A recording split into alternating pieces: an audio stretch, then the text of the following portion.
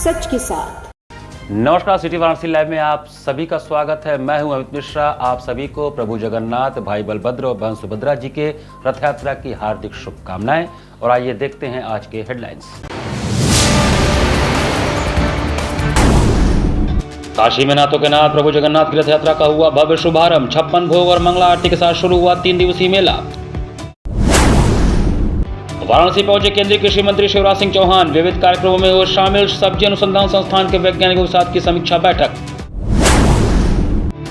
फर्जी टीटी बनकर करता था टिकट चेकिंग और अवैध वसूली, कैंट जीआरपी ने दबोचा।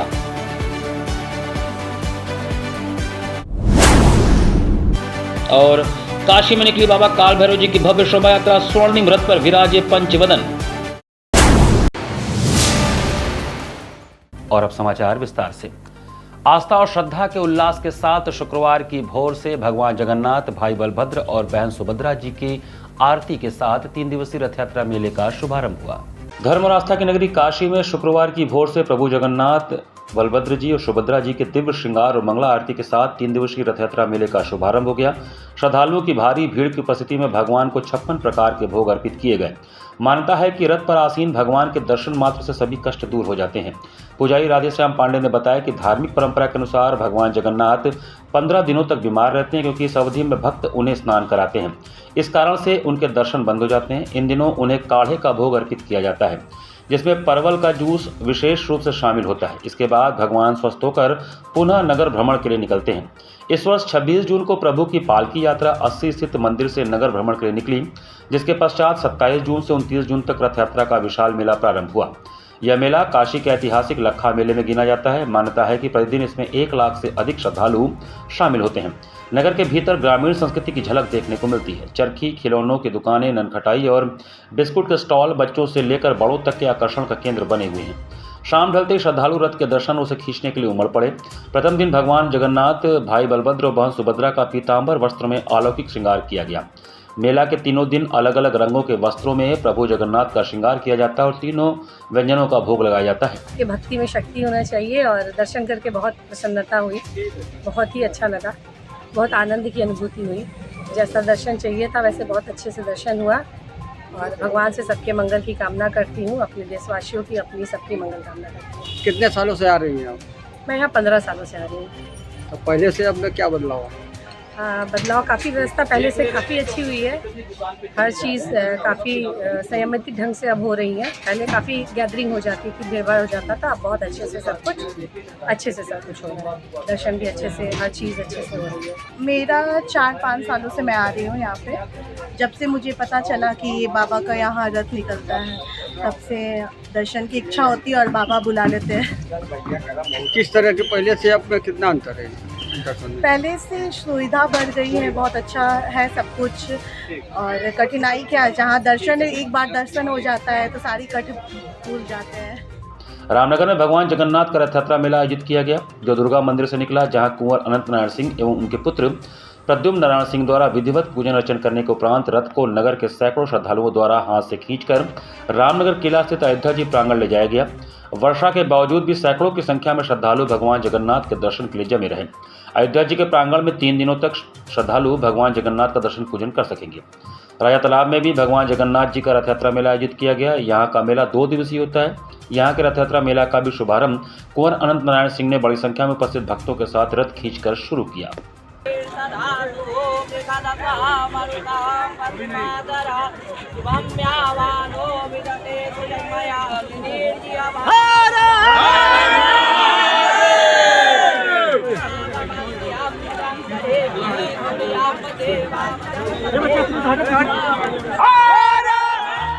नमामि गंगे एवं अन्नपूर्णा सामाजिक सेवा समिति ने लोक कल्याण की कामना के साथ भगवान जगन्नाथ जी की आरती उतारकर रथ यात्रा मेले में श्रद्धालुओं को तुलसी का पौधा वितरित किया। शुक्रवार को सूर्योदय की पहली किरण के साथ नाथों के नाथ जगन्नाथ जी की आरती उतारकर नमामि गंगे एवं अन्नपूर्णा सामाजिक सेवा समिति ने लोक कल्याण की कामना की।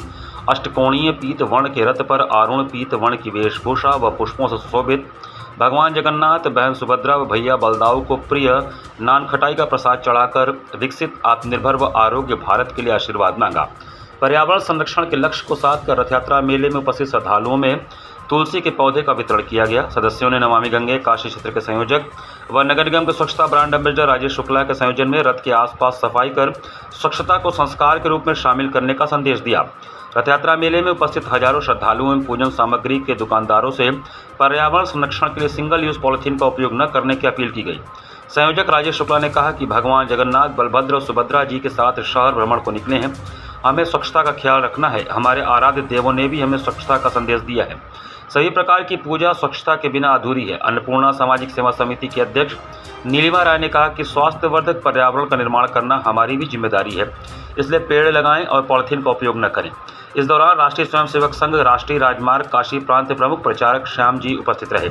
आयोजन में नमामि गंगे महानगर सह संयोजक सारिका गुप्ता, महानगर सह संयोजक बीना गुप्ता, महानगर प्रभारी पुष्पलता वर्मा, सरिता विश्वकर्मा, कमलेश वर्मा, सुनीता जायसवाल, रीता पटेल, गीता सचदेवा, अंशुमान सिंह, शाश्वत सिंह, आयुषी वर्मा, पूजा मौर्य, ईशा वर्मा एवं सैकड़ों की संख्या में श्रद्धालु शामिल रहे। सूरज की पहली किरण के साथ आज हमने नमामि गंगे और अन्नपूर्णा सामाजिक सेवा समिति की ओर से नाथों के नाथ भगवान जगन्नाथ की आरती उतारी है। बहन सुभद्रा, भैया बलभद्र और जगन्नाथ जी को उनकी मनपसंद नान खटाई का प्रसाद लगाकर भारत के लिए आत्मनिर्भर भारत, विकसित भारत और आरोग्य भारत का आशीर्वाद मांगा है। और रथ यात्रा मेले में उपस्थित जो श्रद्धालु हैं उनको तुलसी के पौधे का वितरण करके पर्यावरण संरक्षण की अलग जगाई है। केंद्रीय कृषि मंत्री शिवराज सिंह चौहान ने सर्किट हाउस में पत्रकारों से बात करते हुए कहा कि कांग्रेस द्वारा घोषित आपातकाल संविधान की हत्या करने के बराबर है। केंद्रीय कृषि मंत्री शिवराज सिंह चौहान शुक्रवार को वाराणसी में आगमन हुआ। पूरे दिन शहर में आयोजित विविध कार्यक्रमों में शामिल होने के बाद सर्किट हाउस में उन्होंने पत्रकार वार्ता में आपातकाल घोषित करना संविधान की हत्या करने के बराबर था, ऐसा कहा। सिर्फ अपनी कुर्सी बचाने के लिए कांग्रेस ने लोकतंत्र की धज्जियां उड़ाते हुए आपातकाल लगा दिया। उन्होंने कहा कि तानाशाही कांग्रेस के डीएनए में है। प्रधानमंत्री नरेंद्र मोदी संविधान को जीते हैं। उन्होंने लोकतंत्र का आदर करते हुए संसद पर अपना मत्था टेका था। लोकतंत्र बीजेपी के स्वभाव में है। संविधान की मूल भावना का आदर करते हुए नीति आयोग का गठन किया। जरूरत पड़ने पर विपक्षी नेताओं को प्रतिनिधिमंडल में शामिल करते हुए विदेश भेजने का कार्य किया। कांग्रेस को जबरदस्ती इमरजेंसी घोषित करने पर देश से माफी मांगनी चाहिए। आज की पीढ़ी को उन दिनों के बारे में भी जानकारी रखनी चाहिए, इसलिए संविधान हत्या दिवस मनाया जा रहा है। आज कांग्रेस में भी एक व्यक्ति की तानाशाही चल रही है। आज लोकतंत्र सीखना है तो प्रधानमंत्री नरेंद्र मोदी से सीखना चाहिए। पत्रकार वार्ता में पार्टी के पदाधिकारी भी उपस्थित रहे। भारत में कभी भी जातियों के आधार पर विद्वेष नहीं फैलाया गया। आत्मवत सर्वभूतेषु ये भारत का मूल भाव है। वसुदैव कुटुंबकम ये भारत का मूल भाव है। सबको स्नेह करो, सबको प्यार करो, ये भारत का मूल भाव है और इसलिए हमको इस मूल भाव का आदर करना चाहिए। केंद्रीय कृषि मंत्री शिवराज सिंह चौहान ने सब्जी अनुसंधान संस्थान के वैज्ञानिकों के साथ समीक्षा बैठक किया। केंद्रीय कृषि मंत्री शिवराज सिंह चौहान ने वाराणसी में सब्जी अनुसंधान संस्थान के वैज्ञानिकों के साथ समीक्षा बैठक करने के साथ ही वैज्ञानिकों को विकसित कृषि संकल्प अभियान को आगे बढ़ाने और किसानों के साथ संवाद को तीव्र गति देने की बात कही। उन्होंने देश भर में चलाए गए विकसित कृषि संकल्प अभियान की सफलता की प्रशंसा की और कहा कि देश में खाद्यान्न उत्पादन में लगातार वृद्धि हो रही है और उसकी गुणवत्ता तथा किसानों तक इसका लाभ पहुंचाने की आवश्यकता है। उन्होंने सब्जी उत्पादन बढ़ाने के लिए जीनोम एडिटिंग, बीज उपचार, जैविक खेती एवं प्राकृतिक खेती के लाभ की किसानों तक पहुंचाने की बात कही। साथ ही नकली खाद, अमानक बीज एवं पेस्टिसाइड जैसी समस्याओं से किसानों को निजात दिलाने के लिए कार्य योजना बनाए जाने की बात कही। मंत्री जी ने कहा कि देश में 16,000 कृषि वैज्ञानिक हैं जो शोध करते हैं और उन्नत क्वालिटी के बीज तैयार करते हैं। उन्होंने लैब टू लैंड कार्यक्रम की प्रशंसा की और कहा कि इससे किसानों की जरूरतों के अनुसार शोध किया जा सकता है। मंत्री महोदय ने टमाटर की सेल्फ लाइफ बढ़ाने, सूखे पाउडर एक्सपोर्ट को बढ़ाने वाली फसलों का विकास करने, जैविक और परंपरागत खेती से उत्पादन के वैज्ञानिक तथ्यों पर डेटा जुटाने, जीन एडिटिंग पर तेजी से कार्य करने और विकसित कृषि संकल्प अभियान में किसानों की जरूरत के हिसाब से शोध करने की जरूरत पर जोर दिया। उन्होंने कहा कि IIVR के वैज्ञानिक इस अभियान से प्राप्त अनुभवों पर एक ब्रेन स्टॉर्मिंग करके किसानों को किस प्रकार इसका लाभ दिया जाए, इस पर जोर दिया। उन्होंने कहा कि किसानों द्वारा किए जा रहे नवाचारों के माध्यम से उत्पादन बढ़ाने पर भी जोर देना होगा। कृषि मंत्री ने कहा कि देश में कृषि क्षेत्र में उत्पादन बढ़ाने, लागत घटाने, उपज के नुकसान की भरपाई करने, उत्पादन के उचित दाम देने और प्राकृतिक खेती को बढ़ावा देने का काम हो रहा है। इसके लिए विभिन्न विभागों, KVK एवं राज्य के कृषि विभाग के अधिकारियों के बीच बेहतर तालमेल किए जाने पर जोर दिया। समीक्षा बैठक में भारतीय सब्जी अनुसंधान संस्थान के निदेशक डॉक्टर राजेश कुमार ने संस्थान की उपलब्धियों और किसानों के साथ किए जा रहे कार्यों की विस्तृत रिपोर्ट प्रस्तुत की।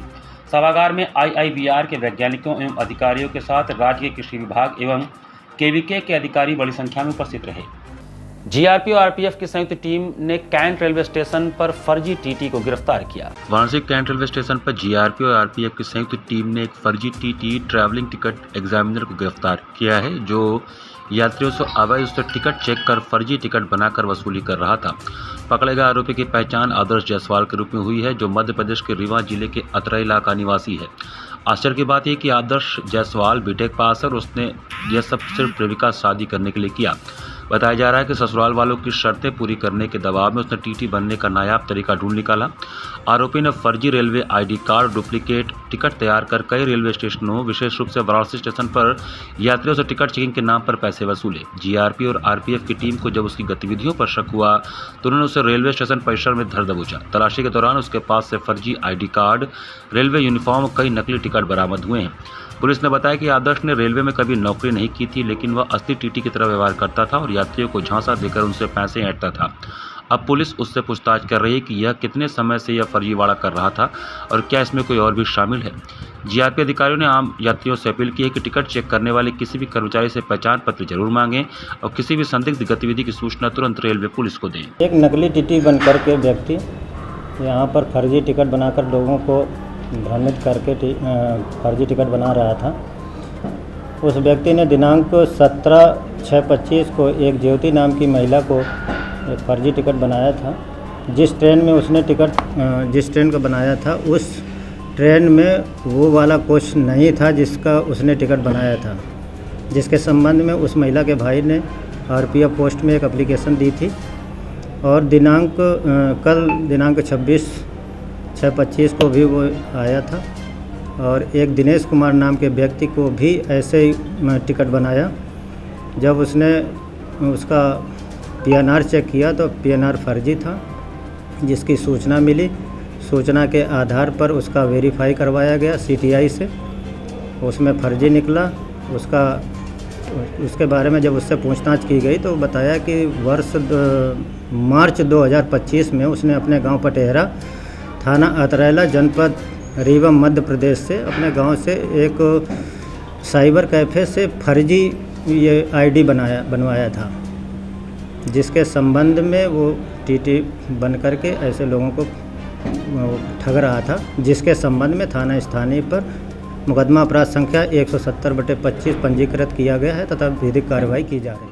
महाराष्ट्र के उप मुख्यमंत्री एकनाथ शिंदे ने धर्म संघ में शास्त्र संग्रहालय एवं अनुसंधान केंद्र का शुभारंभ किया। महाराष्ट्र के उप मुख्यमंत्री एकनाथ शिंदे शुक्रवार को वाराणसी के धर्म संघ में शास्त्र संग्रहालय एवं अनुसंधान केंद्र शुभारंभ के लिए पहुंचे। उन्होंने बताया कि यहां पर शास्त्र संग्रहालय केंद्र का अनुसंधान केंद्र प्रारंभ हुआ है और यह हमारे लिए बहुत ही गौरव की बात है। हमारे जो वेद हैं, जो हमारी पुरानी संस्कृति है, हमारे पुराने ग्रंथ हैं, यह देश को हमारे प्राचीन ग्रंथों का और वेदों का जो पूर्ण इतिहास है उसे डिजिटल पर प्राचीन ग्रंथ और वेद संग्रहित करना है और उसको डिजिटलाइज करके यह हमारी नई पीढ़ी और हमारे देशवासी से उनको अवगत कराना है। इसलिए इस ग्रंथ और वेदों में से जो ज्ञान प्राप्त होगा उससे देश में विकास होगा। मैं यही कहूँगा कि हमारे आदरणीय प्रधानमंत्री नरेंद्र मोदी जी भारत को विश्व गुरु बनाना चाहते हैं। यह ग्रंथ, पांडुलिपि और वेद इसमें बहुत सार्थक सिद्ध होंगे। शास्त्र संग्रहालय अनुसंधान केंद्र हमारे वेद और धार्मिक ग्रंथों का बहुत बड़ा मूल्य होगा और बहुत बड़ा योगदान होगा। इसलिए यह शुरुआत आज भारत संग्रहालय अनुसंधान केंद्र का शुभारंभ के रूप में मैं कर रहा हूँ। केंद्र का शुभारंभ हुआ है और ये हमारे लिए बहुत ही एक गौरव की बात है कि हमारे जो वेद है, जो हमारी पुरानी संस्कृति है, हमारे पुराने ग्रंथ हैं, प्राचीन ग्रंथ हैं, ये देश को हमारे प्राचीन ग्रंथों का एक जो और वेदों का जो पूर्व इतिहास है हमारा, उसे डिजिटाइज करके प्राचीन ग्रंथ और वेद जो आज देखे आपने कि इस धरोहर को यहाँ पर बचाना है, संरक्षित करना है और उनको डिजिटाइज करके ये हमारी नई पीढ़ी है हमारे देशवासी हैं आपको अवगत कराना, इसके ग्रंथ में से, वेदों में से जो ज्ञान प्राप्त होगा इससे देश का उद्धार होगा। मध्य प्रदेश के टूरिज्म बोर्ड द्वारा पर्यटन उद्योग को बढ़ावा देने के उद्देश्य से रोड शो का आयोजन किया गया। मध्य प्रदेश के पर्यटन उद्योग को नई दिशा देने के उद्देश्य से मध्य प्रदेश टूरिज्म बोर्ड ने 27 जून को वाराणसी के hotel double tree boy Hilton में भव्य रोड शो का आयोजन किया। इस विशेष अवसर पर मध्य प्रदेश और उत्तर प्रदेश के पर्यटन व्यवसायियों, टूर ऑपरेटर्स, ट्रैवल एजेंट्स और होटल इंडस्ट्री से जुड़े लोगों ने बड़ी संख्या में भाग लिया। यह आयोजन आने वाले मध्य प्रदेश ट्रैवल मार्ट और रीजनल टूरिज्म कॉन्क्लेव की तैयारियों का अहम हिस्सा रहा। कार्यक्रम में मुख्य अतिथि के रूप में मध्य प्रदेश के उप मुख्यमंत्री राजेंद्र शुक्ल उपस्थित रहे। इस अवसर पर वाराणसी उत्तर प्रदेश में कैंट एरिया के विधायक सौरभ श्रीवास्तव एवं मध्य प्रदेश पर्यटन एवं संस्कृति विभाग के प्रमुख सचिव और टूरिज्म बोर्ड के एमडी शिव शेखर शुक्ला उपस्थित रहे। मध्य प्रदेश के उप मुख्यमंत्री राजेंद्र शुक्ल ने अपने संदेश में कहा कि प्रधानमंत्री नरेंद्र मोदी के मार्गदर्शन तथा मुख्यमंत्री डॉक्टर मोहन यादव के नेतृत्व में अधोसंरचना विकास, पारंपरिक संस्कृति का संरक्षण एवं प्रोत्साहन और पर्यटन क्षेत्र में निजी सहभागिता को बढ़ावा देकर सुनियोजित एवं एकीकृत प्रयास किए जा रहे हैं। इन प्रयासों से आज मध्य प्रदेश पर्यटन क्षेत्र में असीम क्षमता और निवेश का आकर्षक क्षेत्र बन गया है। उप मुख्यमंत्री श्री शुक्ल ने कहा कि मध्य प्रदेश में ऐतिहासिक धरोहरों, सांस्कृतिक विरासतें, सबसे अधिक वन क्षेत्र और वन्य जैव विविधता है। मध्य प्रदेश और उत्तर प्रदेश में MOU किया गया है। इस महत्वपूर्ण MOU से न केवल पर्यटन सर्किट के जरिए बाबा विश्वनाथ, बाबा महाकाल और ओंकारेश्वर जुड़ेंगे, बल्कि बुद्ध सर्किट के विकास में भी तेजी आएगी, जिससे धार्मिक पर्यटन के विस्तार के साथ ही रोजगार के नए अवसर सृजित होंगे। तो जगहों को अगर हम कनेक्ट कर दें तो पर्यटकों को एक बेहतर आयाम मिलेगा।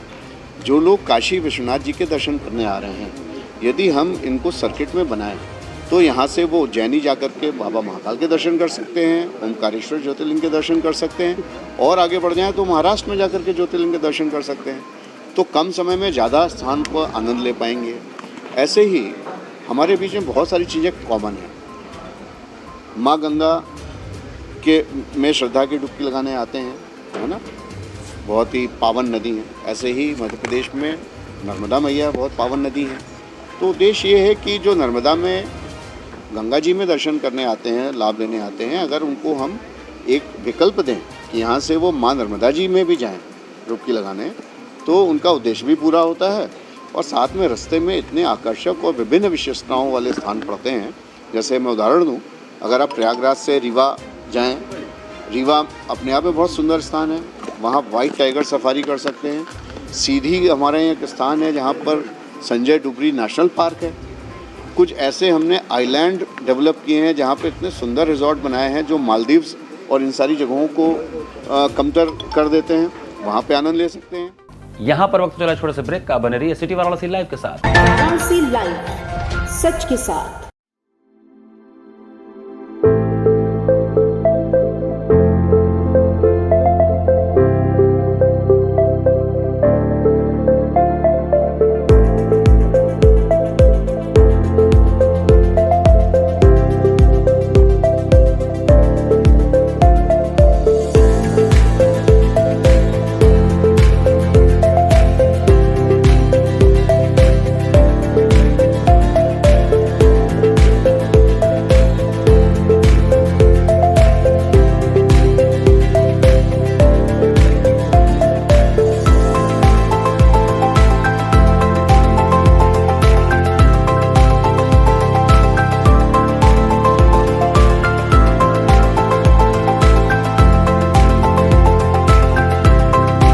स्वामी हरसिवानंद पब्लिक स्कूल छात्र छात्राओं हेतु वातानुकूलित छात्रावास की सुविधा, हर तिमाही युक्त खेल का मैदान, इंडोर गेम, आउटडोर गेम की सुविधा, जिम, योगा, ध्यान की विशेष कक्षा, NCC ABC सर्टिफिकेट तथा करियर काउंसलिंग की सुविधा, विज्ञान, कला तथा कॉमर्स के साथ वैकल्पिक विषयों की एक लंबी श्रृंखला, कम फीस में उत्कृष्टतम अध्ययन की व्यवस्था, शहर के सभी क्षेत्रों में बस की सुविधा, विज्ञान, कंप्यूटर तथा सभी आधुनिकतम प्रयोगशाला उपलब्ध, audio video classes. Swami Harsivanand public school and hostel, शिक्षण समूह, शाखाएं Garhwa Ghat, Ramna, Varanasi. Phone number 9554995413, Jagatganj Habibganj Varanasi phone number 7408457111, Vanpurwa Ramna Varanasi phone number 9554955412, railway station road Churk Sonbhadra phone number 7081109710, Marsara Ghorawal Sonbhadra phone number 955496319495 एवं स्वामी हरसिवन महाविद्यालय चुर्क सोनभद्र फ़ोन नंबर 7081109711।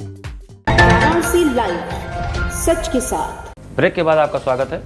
काशी कोतवाल बाबा काल भैरव जी की स्वर्ण रजत पंचवदन प्रतिमा की भव्य शोभा यात्रा उल्लास और श्रद्धा के साथ निकाली गई। काशी कोतवाल बाबा काल भैरव जी की स्वर्ण रजत पंचवदन प्रतिमा की भव्य शोभा यात्रा श्रद्धा और भक्ति को उल्लास के साथ निकाली गई। स्वर्ण रथ पर सुसज्जित बाबा की प्रतिमा के दर्शन के लिए गलियों और सड़कों पर भक्तों का सैलाब उमड़ पड़ा। श्रद्धालु डमरू के दिन और जयघोष के साथ बाबा का स्वागत करते हुए पुष्प वर्षा करते नजर आए। शोभा यात्रा का शुभारंभ मंत्रोच्चार और शंखनाद के बीच चौखंबा स्थित काठ की हवेली से हुआ, जो ठठेरी बाजार, विश्वेश्वरगंज, दारानगर, गोलघर चौराहा होते हुए बाबा काल भैरव मंदिर तक पहुंचा।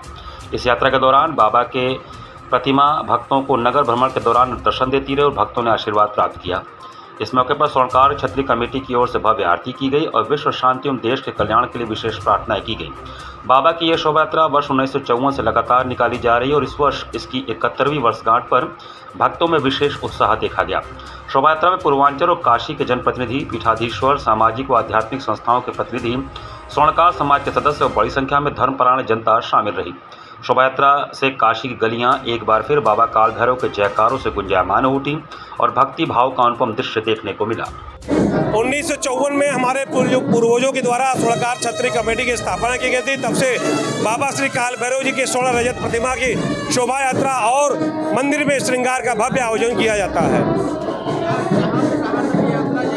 ये चौखंबा स्थित काठ की हवेली से प्रारंभ होकर के बीबी हटिया जाएगी। बीबी हटिया से जतनपुर, दूध कटरा, विशेषरगंज, महामृत्युंजय मंदिर, दारानगर, मैदागिन चौक, नारियल बाजार, गोविंदपुरा, ठठेरी बाजार, सोरा कुआं होते हुए भुतई मिली, गोलघर होते हुए बाबा काल भैरव जी के चौराहे पर आकर के संपन्न होगी। तत्पश्चात इसी प्रतिमा को जो मंदिर में प्रस्थापित कर दिया जाएगा।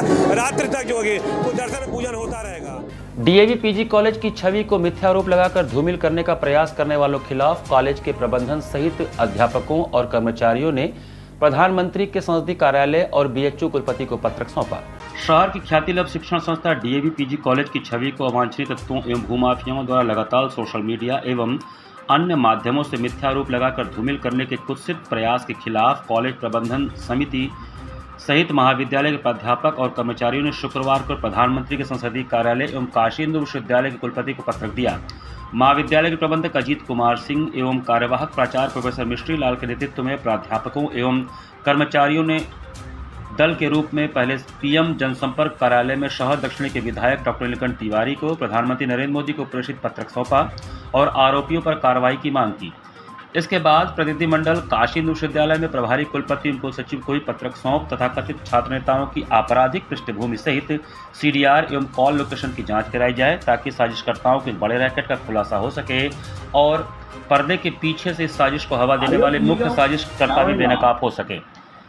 प्रतिनिधिमंडल में डीएवी इंटर कॉलेज प्रबंध समिति के कोषाध्यक्ष हरिवंश सिंह, महाविद्यालय के प्राचार्य प्रोफेसर मिश्रीलाल, उपाचार्य professor Rahul, chief proctor doctor Sanjay Singh, professor Satish Kumar Singh, प्रशासनिक अधिकारी कुंवर शशांक शेखर, अखिल भारतीय विद्यार्थी परिषद के महानगर अध्यक्ष डॉक्टर सिद्धार्थ सिंह, डॉक्टर संजय कुमार सिंह सहित 50 से अधिक प्राध्यापक एवं कर्मचारी शामिल रहे। अवांछनीय तत्व बार बार जो है कॉलेज के मैनेजमेंट पे, कॉलेज की प्रॉपर्टी पे किसी माने कब्जा करना चाहते हैं और दुर्भाग्य जब इंटरव्यू की प्रक्रिया शुरू होती है तो कुछ न कुछ प्रॉब्लम क्रिएट होना शुरू हो जाता है।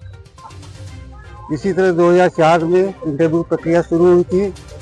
हमारे स्वर्गीय पिता श्री पीएम सिंह यादव जी की हत्या हुई, जबकि वो कोई न व्यवसायी थे, न कोई अपराधी थे, न किसी का उनका बैकग्राउंड खराब था।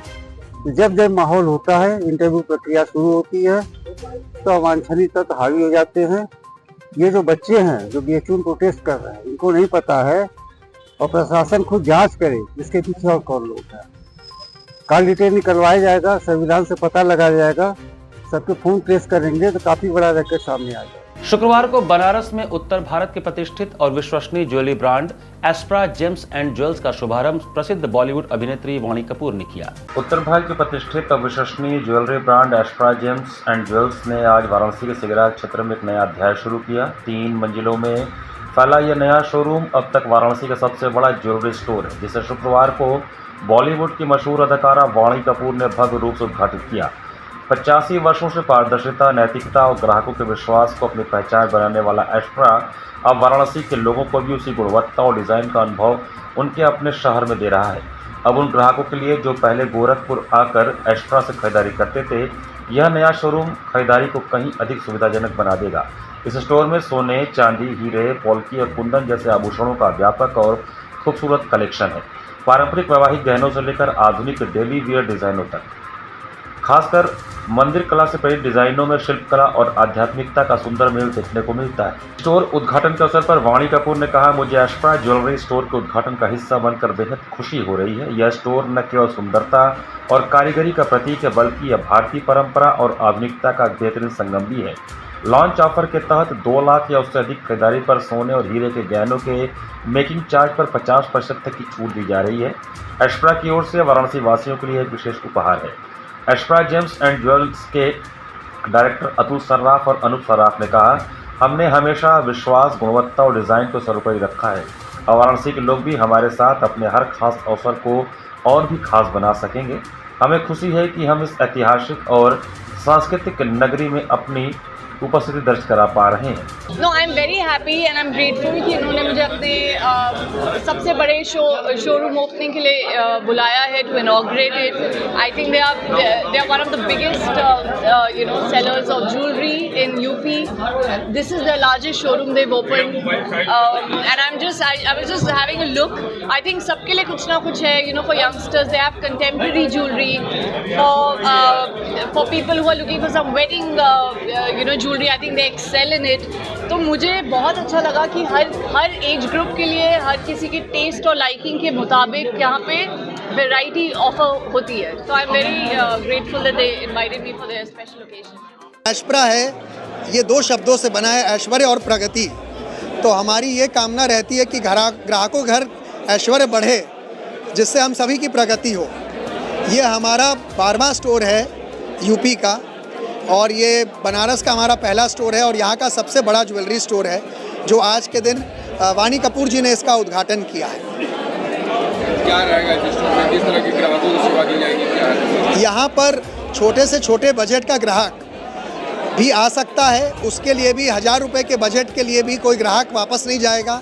हमारे यहाँ सोने की कील से लेकर के बिछिया, पायल, चांदी के आइटम्स, लाइट रेंज की ज्वेलरी, डेली इस्तेमाल की ज्वेलरी, शादी विवाह की ज्वेलरी, हर तरह की ज्वेलरी उपलब्ध है, 18 कैरेट में भी और 22 कैरेट में भी। घाट संध्या कार्यक्रम में दिल्ली से पधारी रितु शर्मा एवं उनकी शिष्या वैष्णवी ने मनोहारी भरतनाट्यम की प्रस्तुति दी। जिला प्रशासन की अभिनव पहल पर गुरुवार को सुबह बनास के अंतर्गत घाट संध्या कार्यक्रम में दिल्ली से पधारी राष्ट्रीय एवं अंतर्राष्ट्रीय द्वय युवा गुरु एवं कलाकार रितु शर्मा एवं उनकी शिष्या वैष्णवी ने दक्षिण भारत के तमिल राज्य के प्रसिद्ध नृत्य विधा भरतनाट्यम का शुभारंभ अंगिकम भुवनम महागणपति प्रथम पूज्य देवता भगवान श्री गणेश को समर्पित किया। तत्पश्चात त्रिश अलारी पूज, जिसमें ताल, लय और भावों की सुंदर अभिव्यक्ति, राग मालिका, जाति स्वरम, यह एक संगीतमय नृत्य रचना है जिसमें विभिन्न रागों की सुंदरता को ताल और नृत्य के साथ जोड़ा जाता है, जिसमें नृत्य की गति और भावों की झलक देखने को मिलती है। एवं समापन शंकर शिव महादेव कलाकारों ने यह नृत्य भगवान शिव को समर्पित किया। कलाकारों ने पद, लय, ताल, अंग संचालन, विभिन्न मुद्राओं के माध्यम से दर्शकों के हृदय को मंत्रमुग्ध किया। कलाकार को प्रमाण पत्र एवं आशीर्वचन शिव शंकर उपाध्याय, इंदु एवं शिवानी उपाध्याय, चार्टर्ड अकाउंटेंट मुंबई ने प्रदान किया। श्याम कुमार केसरी ने अतिथियों को अंग वस्त्र प्रदान कर मान सम्मान में वृद्धि के साथ धन्यवाद भी ज्ञापित किया। कार्यक्रम का संयोजन सुबह बनास सचिव संस्थापक डॉक्टर रत्नेश वर्मा ने किया। कार्यक्रम का सफल संचालन सीमा केसरी ने किया। इस अवसर पर भारी संख्या में दर्शकगण उपस्थित रहे।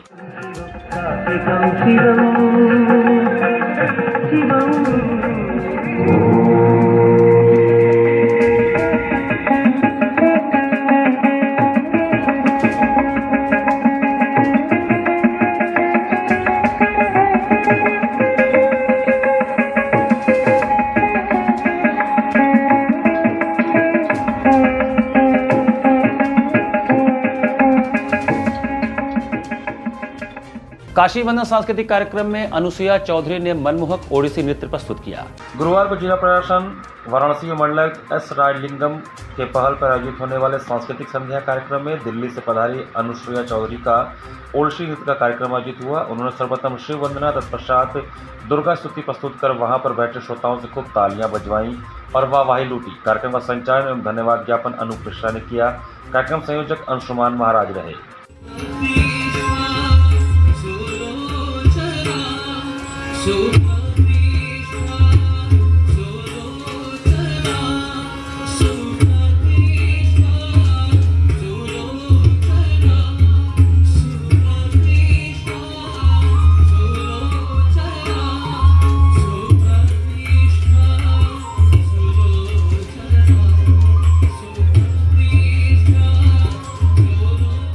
इसी के साथ सिटी वाराणसी लाइव का ये संस्करण हम ही समाप्त करते हैं। मुझे दीजिए आज्ञा। नमस्कार।